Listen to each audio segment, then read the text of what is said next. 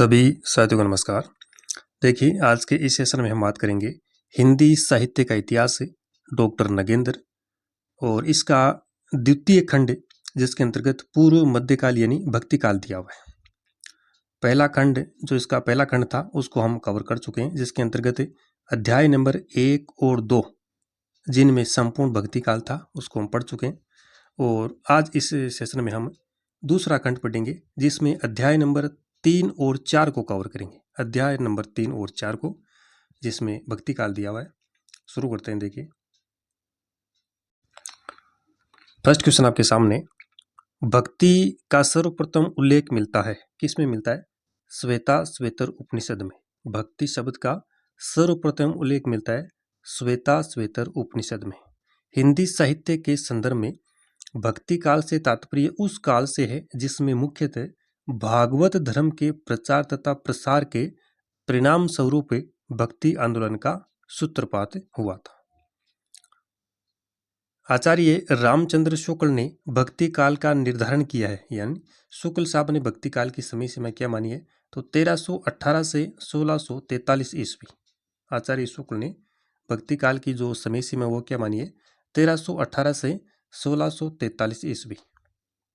मृगावती के सूफी कवि कौन है? कुतुबन। इनका आश्रयदाता रहा है कौन? हुसैन शाह। हुसैन शाह नामक एक राजा है जो मृगावती के जो कवि कुतुबन इनके आश्रयदाता रहे हैं हुसैन शाह। विद्यापति ने कीर्तिलता में किस शहर का रोचक वर्णन किया है? विद्यापति की जो रचना कीर्तिलता उसमें किस शहर का रोचक वर्णन किया गया है? तो वो शहर है जौनपुर। कौन सा शहर है? जौनपुर। आगे देखिएगा, नेक्स्ट क्वेश्चन है, खेती न किसान को, भिखारी को न भीख, बली बनिक को, बनिज ने चाकर को चाकरी। खेती न किसान को, भिखारी को न भीख बली, बनिक को बनिज न चाकर को चाकरी। ये पंक्तियां किस रचना से ली गई है? कवितावली से। कौन सी रचना से? कवितावली। और इसके लेखक कौन है? तुलसीदास। शारीरिक भाष्य किसने लिखा? शंकराचार्य ने। हिंदू धर्म को सुव्यवस्थित करने के लिए शंकराचार्य ने स्मार्त संप्रदाय की स्थापना भी की थी। किसने? शंकराचार्य ने। अवधू मन चंगा तो कटौती में गंगा, बांध्या मेला तो जगत्र चेला। ये जो पंक्तियां हैं किसकी है? गोरखनाथ की। किसकी है? गोरखनाथ की। फिर आगे देखिए, साबिरी और निजामी दो उप संप्रदाय है। किसके? चिश्ती संप्रदाय के। किसके?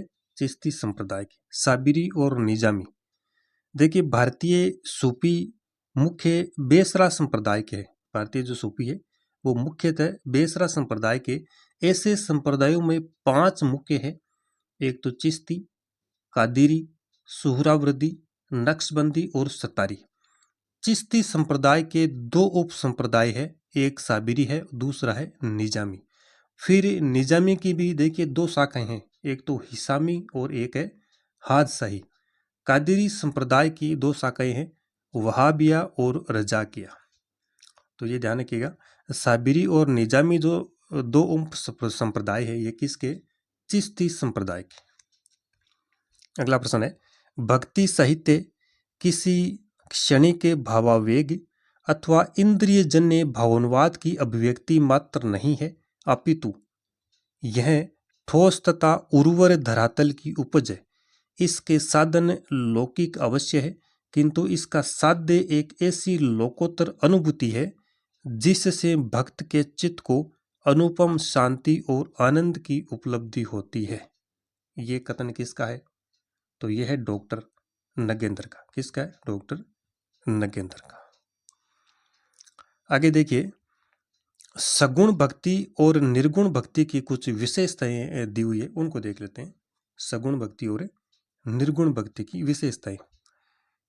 सगुण भक्ति में जहां लीलावतार को आराध्य स्वीकार किया गया है, लीलावतार को आराध्य स्वीकार किया गया, वहीं निर्गुण भक्ति में ब्रह्मानुभूति को स्थान दिया गया है। सगुण और निर्गुण की विशेषताएं, इनमें क्या अंतर है वो दिया है। तो देखिए, सगुण में लीलावतार को स्वीकार किया गया है, निर्गुण में ब्रह्मानुभूति को स्वीकार किया गया है। सगुण भक्ति जहां लालित्य की महिमा से मंडित है, लालित्य, और निर्गुण भक्ति अंत सौंदर्य की गरिमा से दीप्त है। सगुण भक्ति जहां साकार और सविशेष के प्रति होती है, वही निर्गुण भक्ति निराकार और निर्विशेष के प्रति है। फिर आगे देखिए, सगुण भक्ति में जहां स्वकीय तथा परकीय दोनों भावों का समावेश है, स्वकीय और परकीय दोनों भावों का समावेश है, वहीं निर्गुण भक्ति में शक्ति रूपा नारी के प्रति निष्ठावान रहते हुए भी उसके रमणीय रूप तथा परकीय भाव के प्रति आकर्षण का क्या है, अभाव है। सगुण भक्ति में जहाँ किसी देवलोक की कल्पना की गई है, निर्गुण भक्ति में विश्वात्मा प्रभु के विश्वव्यापी अस्तित्व में आस्था प्रकट की गई है।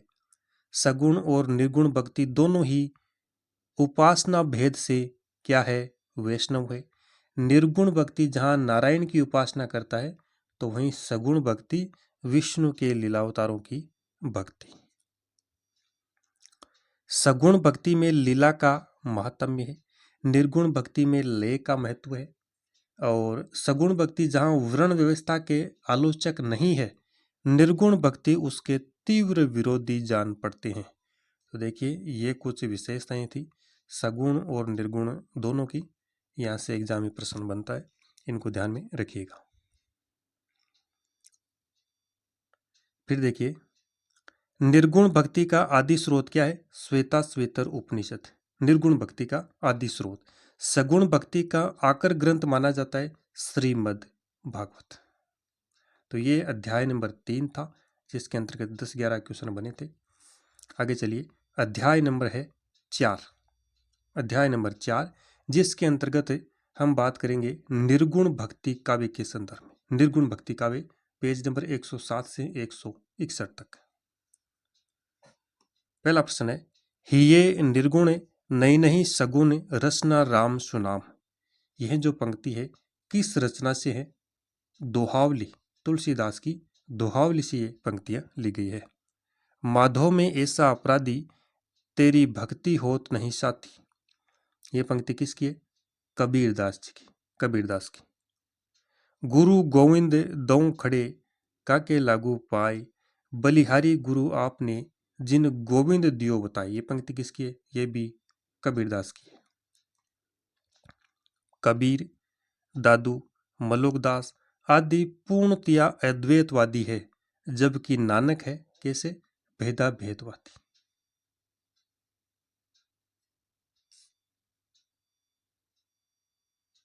फिर देखिए आगे, निर्गुण भक्ति काव्य के संदर्भ में कुछ महत्वपूर्ण तथ्य है। पहला पॉइंट है, निर्गुण भक्ति का आलंबन निराकार और अगोचर है, तथा सगुण भक्ति का आलंबन साकार एवं गोचर है। निर्गुण भक्ति में गुरु को वही महत्व प्राप्त है जो साधना के रूपों में ज्ञान मार्ग और सगुण भक्ति या रहस्यवाद में प्राप्त है। निर्गुण भक्ति में गुरु को वही महत्व प्राप्त है जो साधना के अन्य रूपों में जैसे ज्ञान मार्ग है, सगुण भक्ति या रहस्यवाद में प्राप्त है। निर्गुण भक्ति में नाम स्मरण को विशेष महत्व दिए गए। किसमें? निर्गुण भक्ति में नाम स्मरण को विशेष महत्व दिए गए। निर्गुण भक्ति में दैन्य की भावना को भी वही महत्व प्राप्त है जो सगुण भक्ति में दिखाई देता है। अतः दैन्य की भावना निर्गुण भक्ति की भी अनिवार्य विशेषता है। कबीर ने रहस्यानुभूति को एक सामान्य दुल्हन के माध्यम से व्यक्त किया है, जैसे दुल्हन गाँव मंगलाचार, इस प्रकार से। संत काव्य और संत दर्शन पर नाथ पंथ का भी प्रचुर प्रभाव है। तंत्र साधना का भी संत मत पर प्रभाव रहा है। संत साधना में योग प्रक्रिया की जो प्रधानता है, उसका मूल स्रोत नाथपंथी साधना पद्धति ही है। संत काव्य में दाम्पत्य प्रतीकों की उपलब्धि सूफी दर्शन के प्रभाव का ही परिणाम है। फिर आगे देखिए, निर्गुण भक्ति के मुख्य जो संस्थापक है ये स्वामी रामानंद। स्वामी रामानंद ने साधना एवं भक्ति के द्वारा शूद्रों तथा निम्न वर्गों के लिए भी खोल दिए। क्या खोल दिए? द्वार। निर्गुण भक्ति के मुख्य संस्थापक स्वामी रामानंद ने साधना एवं भक्ति के जो द्वार है वो शूद्रों एवं निम्न वर्गों के लिए भी खोल दिए। संत काव्य में साधारणीकरण भी है, वस्तु स्थिति का सौंदर्य बोध भी। सभी संत मूर्ति पूजा एवं अवतारवाद के विरोधी थे। तो ये देखिए क्या है, निर्गुण भक्ति काव्य के संदर्भ में विशेषताएं इस बुक में दी हुई है, जहां से प्रश्न बन सकता है विशेषताओं से संबंधित।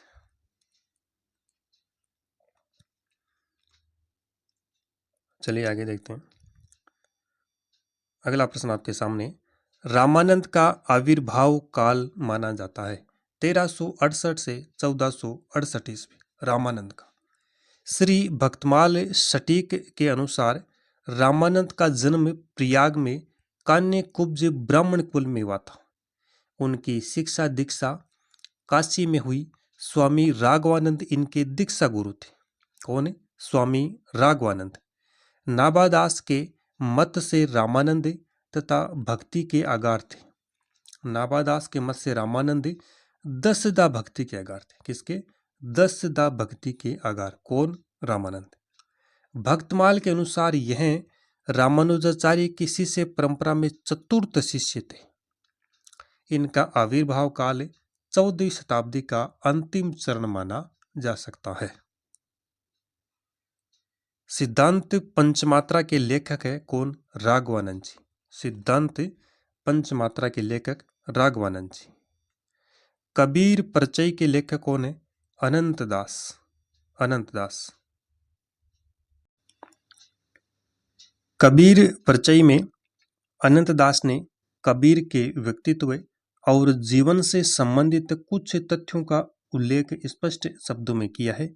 जैसे कबीर जन्म से जुलाही थे, निवास स्थान इनका काशी, गुरु रामानंद, सिकंदर लोदी ने अनेक प्रकार की इनको यातनाएं दी, 120 वर्ष का पवित्र जीवन इन्होंने पाया। ये जो तथ्य है इनका उल्लेख कबीर परिचय में अनंतदास द्वारा किया गया है।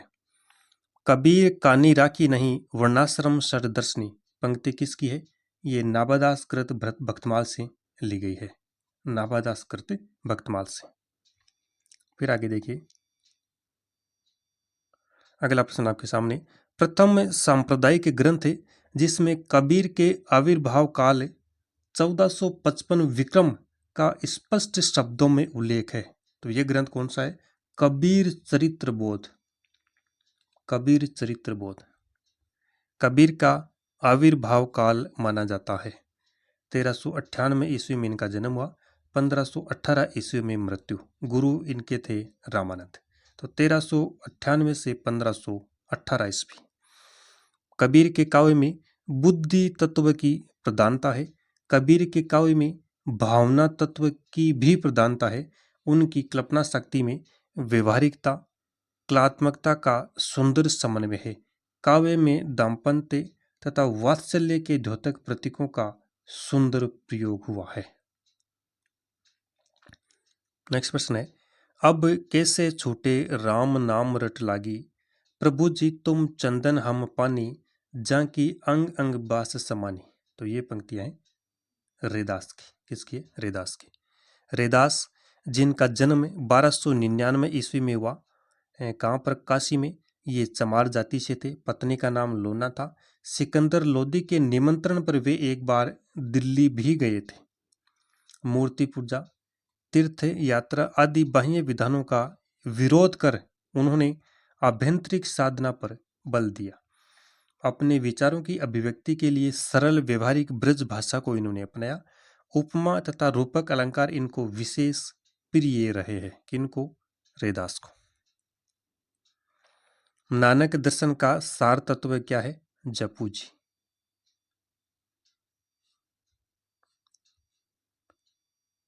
अगला प्रश्न आपके सामने, असादीवार, रहीरास, सोहिला, नसीहतनामा, ये जो रचनाएं हैं किन की है?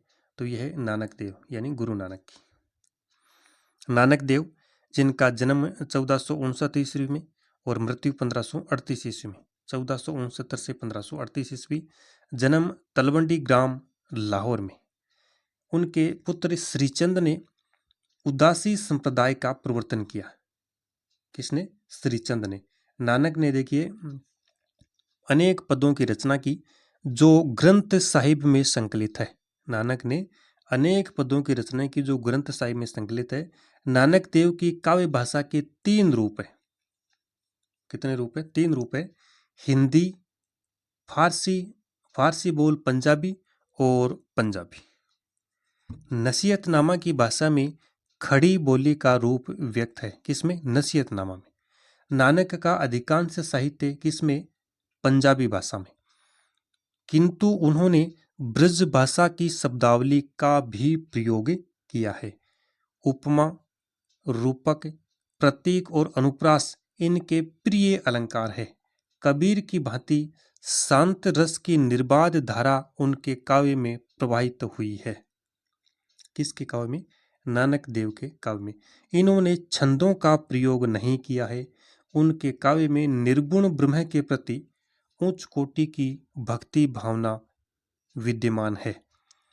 धार्मिक रूढ़िवाद, जाति के संकीर्ण बंधनों तथा अनाचारों के प्रति उन्होंने सदैव विरोध का स्वर उठाया है। तो ये नानक देव के संबंध में जानकारी थी। आगे देखिए अगला प्रश्न है, संत जंबनाथ का जन्म कब हुआ था? जंबनाथ का जन्म 1451 ईस्वी पिपासर में। गगन हमारा बाजा बाजे, मतर फल हाथी, ये जो पंक्ति है किसकी? जंबनाथ की। बिश्नोई संप्रदाय के ये प्रवर्तक थे।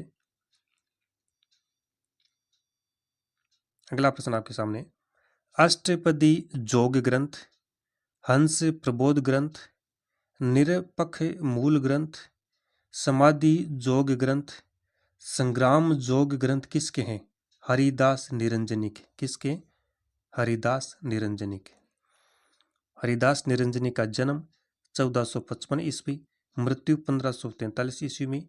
हरिदास की जो भाषा है वो है सरल ब्रज भाषा। साधना क्षेत्र में किस संप्रदाय को नाथ पंथ या संत मत की मध्यवर्ती कड़ी कहा जाता है? तो यह संप्रदाय है निरंजन या निरंजनी संप्रदाय। संत सिंगा की काव्य भाषा है निमाड़ी। संत सिंगा की काव्य भाषा कौन सी? निमाड़ी है। संत सिंगा 1519 से 1659 ईस्वी। संप्रति उनके काव्य का एक छोटा सा संग्रह संत सिंगाजी शीर्षक से उपलब्ध है। अगला प्रश्न है, धौली धूप जो कि अलवर में है और नगला जो कि भरतपुर में, इनका संबंध है किससे? संत लालदास से हैं। धौली धूप अलवर में इनका जन्म हुआ था और नगला भरतपुर में संत लालदास की समाधि है। इनका जन्म 1540 में हुआ था। 1540 से 1648 इनका जीवन काल। डॉक्टर बर्थवाल, आचार्य शुक्ल, परशुराम चतुर्वेदी के अनुसार दादू दयाल का जन्म हुआ कब हुआ? 1544 ईस्वी में। 1544 में। रामकुमार वर्मा के अनुसार 1601 ईस्वी में। अहमदाबाद में दादू के गुरु वृद्ध भगवान थे। कौन? वृद्ध भगवान। दादू का महाप्रस्थान 1603 ईस्वी में हुआ। दादू के जो सत्संग स्थल है वो क्या कहलाते हैं? अलख दरीबा। अलख दरीबा के नाम से प्रसिद्ध है, जो भविष्य में प्रब्रह्म संप्रदाय के रूप में प्रख्यात हुआ। दादू दयाल की रचनाओं का हरडे वाणी नाम से या शीर्षक से संग्रह किसने प्रस्तुत किया? संत दास और जगन्नाथ ने। किसने? संत दास और जगन्नाथ ने। अंग वधु किन का प्रसिद्ध काव्य संग्रह है? तो ये दादू दयाल का ही है। किसका? दादू दयाल का।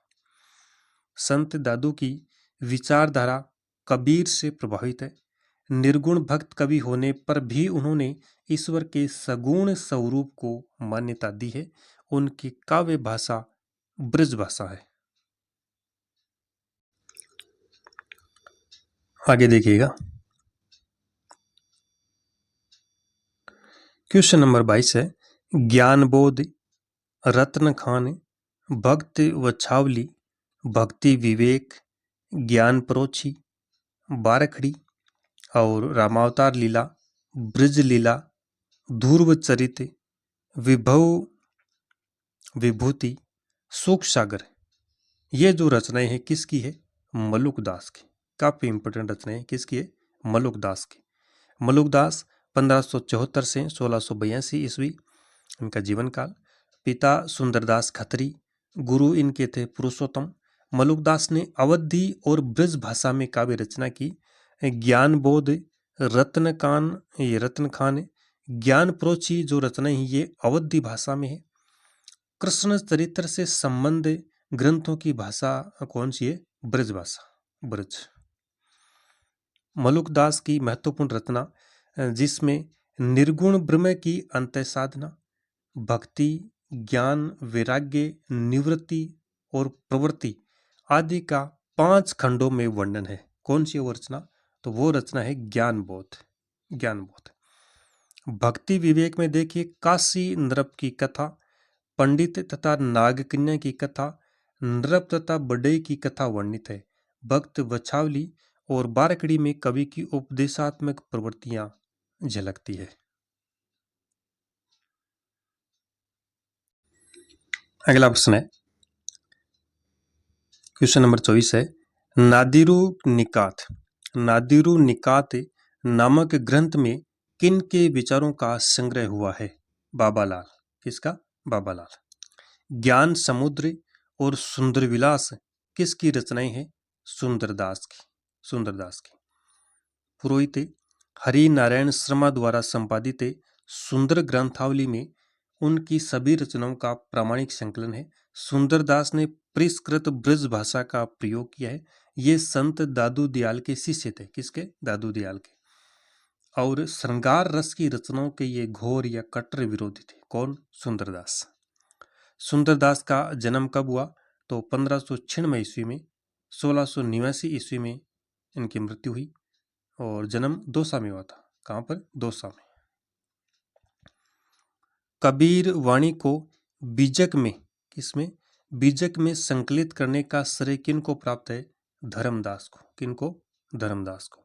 कबीर की मृत्यु के अनंतर उनकी गद्दी का उत्तराधिकार भी धर्मदास को मिला था। कबीर की मृत्यु के उपरांत उनकी गद्दी का उत्तराधिकार भी किसको मिला? धर्मदास को। संत दादू दयाल की समग्र रचनाओं को अंग वधु शीर्षक कृति में किसने संकलित किया? संत रज्जब ने। किसने? संत रज्जब ने। एक अन्य रचना है कौन सी है? सबंगी। इसमें उन्होंने अपनी रचनाओं के साथ अन्य प्रसिद्ध निर्गुण संत कवियों की वाणी का भी संकलन किया है। किसमें? सबंगी में। बावरी साहिबा, सदना, बेनी, पीपा, सेन, धन्ना, अंगद आदि का संबंध है। ये जो कवि है, कौन है? कवि। इनका संबंध है भक्तिकालीन संत काव्यधारा से। भक्तिकालीन संत काव्यधारा से।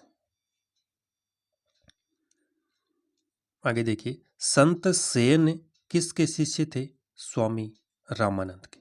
नाभादास ने भक्तमाल में इनकी निष्ठा और साधना की प्रशंसा की है। किन की? संत सेन की। सुखमणि, 52 अखरी और 12 मासा रचनाएं हैं गुरु अर्जुन देव की।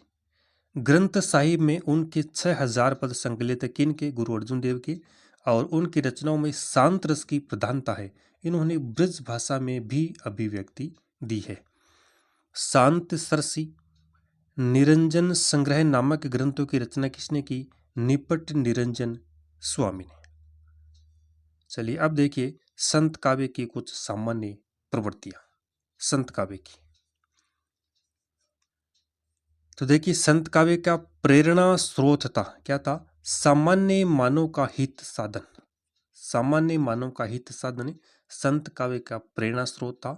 वर्णाश्रम व्यवस्था का विरोध, क्रोध, लोभ, मोह, हिंसा आदि की निंदा, सदाचारी गुणों की प्रतिष्ठा, शास्त्रीय ज्ञान की अनिवार्यता के निषेध और आत्मानुभूति की प्रामाणिकता का बल। प्रामाणिकता पर बल। ये संत काव्य की विशेष नहीं है। संत काव्य का लक्ष्य था सामान्य अशिक्षित जनता में सत्य का निरूपण करना, करने कथनी में तारतम्य पर बल देना, नाम के माधुर्य को जनता तक पहुंचाना। ये संत काव्य का क्या था? लक्ष्य। उदात्त अनुभूति की सरल एवं हृदय स्पर्शी अभिव्यक्ति इस काव्य की अनन्य विशेषता है। साधारणीकरण संत काव्य में विद्यमान है। संतों ने अधिकतर साखियों, सवैयों एवं गेय पदों की रचना की है। संत काव्य में मुख्य रूप से शांत रस की अबाध धारा प्रवाहित है। किस रस की? शांत रस की। और संत काव्य की जो भाषा है वो कौन सी है? जनमानस या जन सामान्य की भाषा। संतों के रूपक जीवन की सामान्य प्रवृत्तियों एवं घटनाओं पर आधारित है। संतों के रूपक जीवन की जो सामान्य प्रवृत्तियों घटनाओं पर आधारित है। संतों के जो रूपक है वो क्या? रूपक है जीवन की सामान्य प्रवृत्तियों एवं घटनाओं पर आधारित है। उलट भाष्यों की रचना संत काव्य में हुई है। इन्होंने तत्कालीन समाज का यथार्थ चित्र अंकित किया है। तो ये साथियों इसमें ये संत काव्य की प्रवृत्तियां दी हुई है। आगे चलते हैं। ओ मन जानी कबित असकीना, मकु यह रहे जगत महचीना। ये जायसे की पंक्ति है, पद्मावत से ली गई है। अगला प्रश्न आपके सामने क्वेश्चन नंबर 34वां है। जायसी सूफियों के अद्वैतवाद तक ही नहीं रहे हैं, वेदांत के अद्वैतवाद तक भी पहुंचे हैं। भारतीय मत मतांतरों की उनमें अधिक झलक है। ये कथन किसका है? डॉक्टर नगेंद्र का। आचार्य शुक्ल ने हिंदी प्रेमाख्यान परंपरा का प्रथम कवि किसे माना है? हिंदी प्रेमाख्यान परंपरा का पहला कवि आचार्य शुक्ल ने किसे माना है? तो इन्होंने माना है कुतुबन को। इनकी रचना है मृगावती 1501 ईस्वी। आचार्य हजारी प्रसाद द्विवेदी की अगर बात करें तो इन्होंने ईश्वर दास कृत सत्यवती कथा 1500 ईस्वी को प्रेमाख्यान परंपरा की पहली कृति माना है। किसने? द्विवेदी साहब ने, हजारी प्रसाद द्विवेदी ने। शुक्ल ने माना है कुतुबन को, हजारी प्रसाद द्विवेदी ने माना है ये सत्यवती कथा को। और अगर पूछे रामकुमार वर्मा ने तो इन्होंने माना है मुल्ला दाऊद के चंदाइन को प्रेमाख्यान परंपरा का प्रवर्तन माना है चंदाइन से। तो तीनों विद्वानों के मतों को ध्यान में रखिएगा। शुक्ल साहब ने कुतुबन को माना है प्रेमाख्यान परंपरा की पहली कृति, हजारी प्रसाद द्विवेदी ने सत्यवती कथा को माना है। वो प्रेमाख्यान परंपरा का प्रवर्तन चंदाइन से मानने वाले विद्वान कौन है? डॉक्टर राम कुमार वर्मा। चंदाइन का रचनाकाल 1379 ईस्वी है। फिर देखिए हंसावली एक रचना है, इसके रचनाकार कौन है? असाहित। हंसावली रचनाकाल 1370 ईस्वी असाहित की रचना है और राजस्थानी इसकी भाषा है। असाहित ने इस कृत्य की रचना स्रोत, विक्रम एवं बेताल की कथा को माना है। शैली की दृष्टि से यह काव्य हिंदी प्रेमाख्यान परंपरा का प्रथम प्रतिनिधि काव्य कहा जा सकता है। शैली की दृष्टि से छंद योजना में चौपाइयों के बीच बीच में दोहों का प्रयोग इसमें किया गया है। किसमें? हंसावली में। चलिए आगे देखते हैं। अगला प्रश्न आपके सामने, डॉक्टर माता प्रसाद गुप्त ने किस ग्रंथ का मूल नाम लोर कहा या लोर कथा माना है? चांदाइन का। किसका? चांदाइन का। चांदाइन रचनाकाल 1379 ईस्वी, लेखक है मुल्ला दाऊद। यह प्रेमाख्यान परंपरा का दूसरा काव्य है। डॉक्टर परमेश्वरी लाल गुप्त ने इसका एक पाठ चंदाइन नाम से प्रस्तुत किया है। नायक इसका लोर है, नायिका इसकी चंदाइन है और भाषा इसकी क्या है? अवधी, अवधी भाषा। लक्ष्मणसेन पद्मावती कथा के लेखक है। कौन है? दामोदर कवि। लक्ष्मणसेन पद्मावती कथा रचनाकाल 1459 ईस्वी। इसमें राजा लक्ष्मण सेन और राजकुमारी पद्मावती के प्रथम दर्शन जने प्रेम का चित्रण रोमानी शैली में किया गया है। और इसकी भाषा देखिए राजस्थानी है। इस तथा शैली में इति व्रतात्मकता अधिक एवं ये भावात्मकता कम है। अगला प्रश्न है, राजकुमार ऋतुपर्ण किस प्रेमाख्यान काव्य का नायक है, बताइए। तो ये रचना है सत्यवती कथा, ईश्वरदास कृत। सत्यवती कथा रचना काल 1501 ईस्वी, ईश्वरदास की है। आचार्य शुक्ल ने भक्ति काल की किसी भी धारा में स्थान देना उचित नहीं समझा। इस रचना को शुक्ल ने किन्हें, ईश्वरदास को मान लो या इस रचना को मान लो, भक्ति काल की किसी भी धारा में स्थान देना उचित नहीं समझा शुक्ल ने। कथानक का संबंध राजकुमारी सत्यवती एवं राजकुमार ऋतुपर्ण के प्रथम दृष्टि जने प्रेम प्रसंग से है। तो जो ऋतुपर्ण, ये जो राजकुमार है, ये सत्यवती कथा का नायक है। चलिए अगला प्रश्न है, कुतुबन कृत मृगावती का रचना काल समय 1503 ईस्वी। शांत रस की इसमें प्रधानता है। इसकी भाषा की बात करें तो अवधी है और दोहा चौपाई छंदों का इसमें प्रयोग किया गया है। माधवानल कामकंदला के रचयिता कौन है, गणपति। रचना काल 1527 ईस्वी। इसमें नायक माधव है और नायिका कामकंदला है। इनके प्रेम का इसमें निरूपण किया गया। भाषा की बात करें तो राजस्थानी है। इसमें केवल दोहे का प्रयोग किया गया, चौपाई नहीं है, इसमें केवल दोहे का प्रयोग है। जायसीकृत पद्मावत का रचना काल समय 1540 ईस्वी। इसमें चित्तौड़ के राजा रत्नसेन एवं सिंहल की राजकुमारी पद्मावती के प्रेम विवाह का मार्मिक रूप चित्रण है। किसमें, पद्मावती में। और पद्मावती मूलतः रोमांचक शैली का कथा काव्य है। इसकी भाषा है अवधी और छंद योजना में चौपाई व दोहे का प्रयोग इसमें हुआ है। जायसीकृत लघु प्रेमाख्यान है चित्रलेखा जो रचना है जायसी का एक लघु प्रेमाख्यान काव्य है। अखरावट, आखिरी कलाम, कहरानामा और मसलानामा आदि जायसी की अन्य प्रसिद्ध रचनाएं हैं। मधुमालती किसकी रचना है, मंझन की। मंझन कृत मधुमालती 1545 ईस्वी में रचित है। इसमें अवधी भाषा एवं दोहा चौपाई का प्रयोग किया गया है।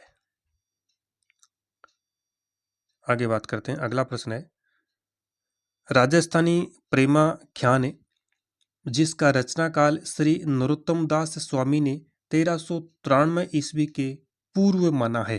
तो यह है ढोला मारूरा दुहा। मोतीलाल मेनारिया के अनुसार जिसका रचना काल है 1473 ईस्वी। इस काव्य में नरवर देश के राजकुमार ढोला और पुंगल देश की राजकुमारी मारवणी के विवाहोत्तर प्रेम कथा का वर्णन है। किसमें, ढोला मारूरा दुहा में। भाषा की बात करें तो पुरानी राजस्थानी और इसमें केवल दोहों का प्रयोग हुआ है। माधवानल कामकंदला चौपाई 1556 ईस्वी के रचनाकार कौन है, कुशल लाभ। नंददास द्वारा रचित रूप मंजरी की भाषा है ब्रज भाषा। रचना काल 1568 ईस्वी और दोहा चौपाई शैली का इसमें प्रयोग हुआ है। किसकी रचना जैन श्रावक जटमल ने 1556 ईस्वी में लाहौर में की थी, प्रेम विलास प्रेम लता की कथा। छिताई वार्ता के रचयिता थे नारायण दास। रचना काल 1590 ईस्वी। नायक इसके ढोल है, नायिका छिताई है। देखिए ढोल है, ढोला नहीं है। क्या है, ढोल नायक, नायिका छिताई। इसकी भाषा राजस्थानी मिश्रित ब्रज भाषा है। इसमें दोहा चौपाई शैली का प्रयोग किया गया है। फिर देखिए अगला प्रश्न है, किस रचना में चौपाई की 7 अर्धालियों के पश्चात एक एक दोहे का प्रयोग किया गया। 7 अर्धालियों के पश्चात एक एक दोहे का प्रयोग। तो यह रचना चित्रावली 1613 ईस्वी। किस रचना में राजकुमारी रंभा और सोम के प्रेम का निरूपण किया गया। राजकुमारी रंभा और सोम के प्रेम का निरूपण रस रत्न रचना में। इंपॉर्टेंट ये फैक्ट है, रस रत्न जो कि किसकी रचना है, पुहकर कवि की। 1618 ईस्वी पुहकर की। ज्ञानदीप के रचनाकार शेख नबी, रचना काल 1619 ईस्वी। भाषा की बात करें तो अवधी दोहा चौपाई शैली। 17वीं शताब्दी के मध्य संख्या की दृष्टि से सर्वाधिक प्रेमाख्यानों की रचना करने का श्रेय किस कवि को है? जान कवि को। रचना काल 1612 से 1664 ईस्वी। इनकी अन्य प्रमुख रचनाएं हैं कथा रत्नावती, कथा कनकावती, कथा नल दमयंती, कथा कमलावती, मोहिनी। ये जान कवि की रचनाएं हैं। और अगला प्रश्न है 54 नंबर। नल दमयंती और नल चरित्र के क्रमशः रचनाकार है कौन है? नरपति व्यास की रचना नल दमयंती और नल चरित्र के लेखक है मुकुंद सिंह। रचना काल क्रमशः 1625 और 1641 ईस्वी। तो ये साथियों अध्याय नंबर 3 और 4 भक्ति काल से संबंधित इसमें जो प्रश्न बने हैं वो इसमें आज हमने लिए हैं।